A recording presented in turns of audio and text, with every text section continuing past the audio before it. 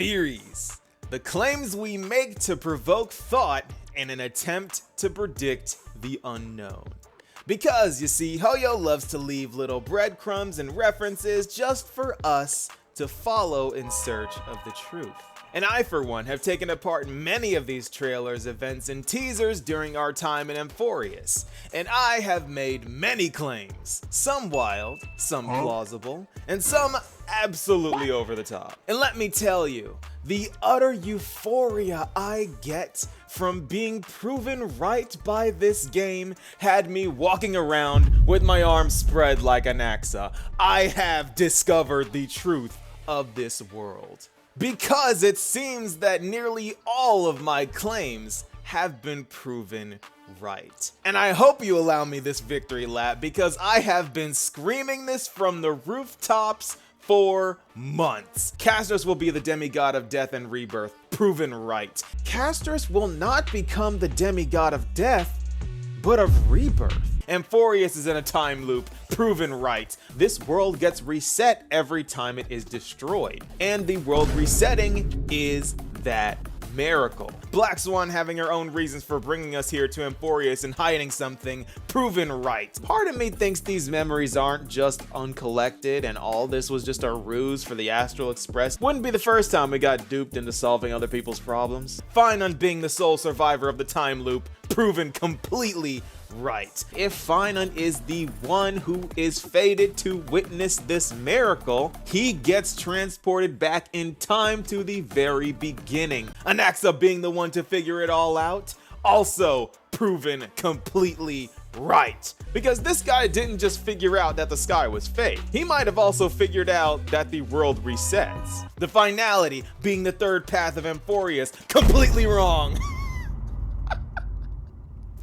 Well, I was half right, because I did say that I didn't want the destruction to be the last path. I did say that I didn't want that to be the case. Admittedly, the destruction being the enemy again for the fourth time really feels repetitive. And I might be coping, but I do not believe a word Lygus says. No one with a voice that's sniveling and conniving deserves any kind of trust. That said, we have a lot to cover in this video because a lot happened and I can't wait any longer to talk about it. Because this is the truth of Amphoreus revealed. Okay, so massively disorganized intro out of the way, let's talk about the star of the show this patch. None other than the blasphemer, the Su XP, the Alhaitham of Star Rail, the great performer, the man who didn't even live to see his own banner, Anaxagoras. First off, I want to say how sad I am to see this guy go, because he has been one of the most entertaining characters in this story so far. Him just beefing with everyone is absolutely hilarious to me. But consistent with his theming in the story, Professor Anaxa left his mark on the story and this world, and that is a mark that cannot be erased, even in his death. Because he truly did discover the truth of this world. And it's complicated. You see, ever since Anaxa lost just about everything he knew and loved to the Black Tide, he realized that the Titans were not the saviors worthy of the fervent prayers people lifted to them. He realized that they were powerless to save him, his family, or even themselves. These gods could do nothing. They were flawed and not at all the omnipotent divine beings people believed they were. So he turned to alchemy to perform his own miracles, sacrificing an eye to see his beloved sister one last time. But this experience didn't blind him. It allowed him to see what everyone else was blind to. He realized that the power to shape reality and the world around him belonged to humanity, not the Titans. And this started his journey of blasphemy, devoting his life and his very soul to denigrating the gods everyone around him worshipped. His research steering his journey towards Nusporicism, the belief that all life spawns from the same source. However, there was a single obstacle that blocked his path: the existence of the Titans and their connection to the demigods. What were they? Where did they come from?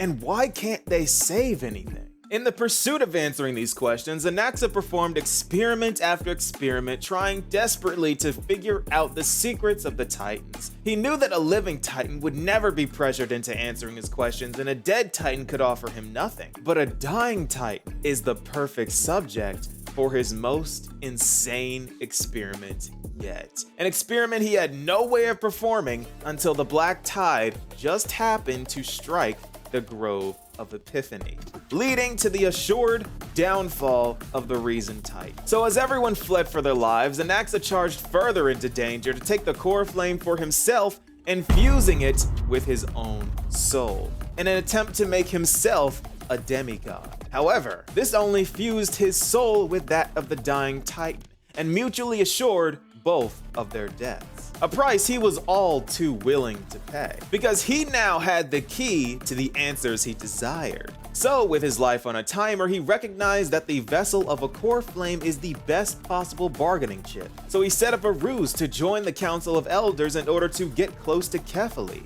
And as he made his journey, he began slipping between the land of the living and the land of the dead, the Nether, which allowed him to witness the spirits, or memories, left behind by Naias, Styxia, and Calypso, the last of which happened to be the same name as the one Circes came up with on a whim. Little did she know, or remember, that this was her name from back when she was a human, leading to Anaxa drawing the conclusion that all the Titans were humans before ascending, proving the entire creation story of Amphoreus to be nothing more than a fable, the only wrench in his plans being the existence of Castorus, who is apparently over 1,000 years old, living longer than anyone should, possessing an undeniable connection to the Death Titan, the Titan that has long since disappeared. So he used alchemy to show Castorus, as well as Calypso, the girl named Styxia, who was to ascend to be the demigod of death, but not alone. She was also joined by her sister,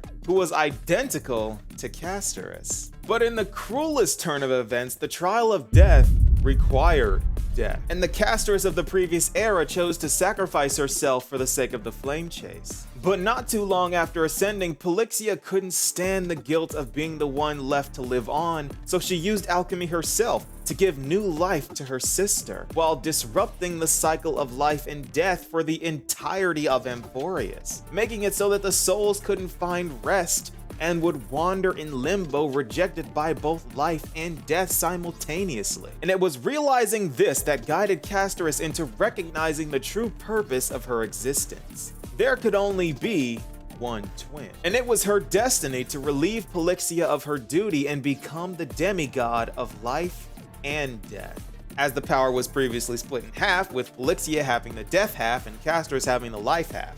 And as Anaxa slipped into the nether realm one last time, he witnessed the proof he needed to confirm all of his theories. Castorus' ascension proved that Styxia was her sister, Thanatos was Styxia, and now will become Castorus in Era Nova. This is why Anaxa confidently casted his vote for the side of the flame chase, because he realized that he was always on the side of humanity, and humanity would overcome the Titans because they were the Titans, and the flame chase journey would surely lead to himself being the future Titan of Reason. So in the very end, Anaxa was on his own side. Okay, so now that we're all on the same page, let's get down to business. Because you know we gotta talk about my signature theory, my in-game paths theory, which has also been once again vindicated by both Castorus and Anaxa. Let me explain. You see, it is my personal belief that each and every playable character has two paths, a lore path and an in-game one, with the lore path being their faction affiliation and the in-game one representing a major aspect of said character's life. For example, Sparkle is Elation and a Harmony character. As a masked fool, she follows the path of Elation, but her life reflects that of the Harmony, because Sparkle is one person with 1,000 masks, each encompassing a different Sparkle. because to her, the real sparkle doesn't matter. Which is mirrored by the fact that the Aeon of Harmony Xipe is a multi-faced Aeon with 1,000 incarnations, with the true version of Xipe not really mattering at all. See how the way she lives her life is similar to Xipe even though she follows the elation? That's what I mean by two paths. Okay, so on to Anaxa and Castorus. Castorus, being a remembrance character, is, well, they did my work for me,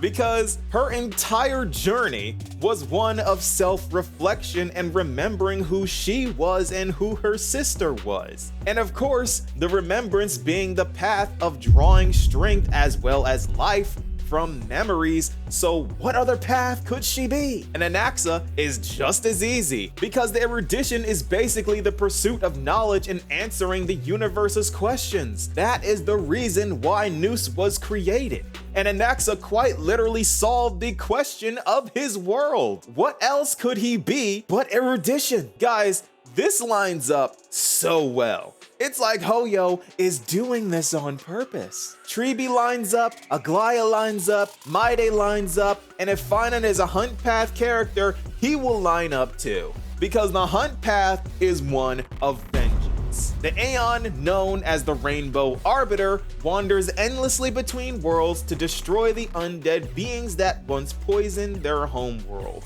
That is the description of Lan the Hunt. And the poison of Finan's homeworld is the Black Tide and the Flame Reaver, something that he will be left alone to face, because all will bid farewell to one, and that person alone will witness the miracle. Once again, I'm making a prediction, let's see if it's right. Because this is the truth of Amphoreus revealed. And that is where I will have to stop for now. Honestly, I am only scratching the surface here, and this video mainly just serves as just to make sure that we're all on the same page for the future. We still have Cypher to talk about, Hyacinth as well, Acheron showed up, and this makes so much sense. I can't wait to talk about her. But if my suspicions are correct, we are in for an absolutely crazy twist in this story. This patch was a ton of yapping, but you know what that means for the patch that follows?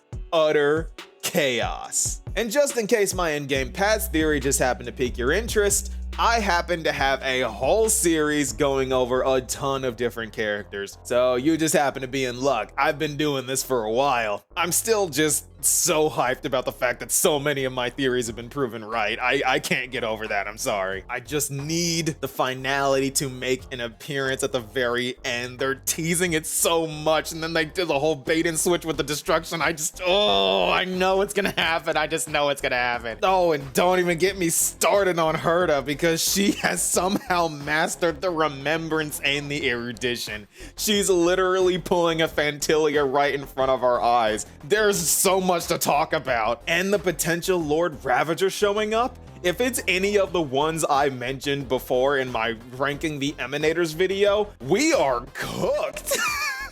We are cooked. We need Herta and Acheron here to deal with that. That is ridiculous. We are so cooked. But what do you guys think?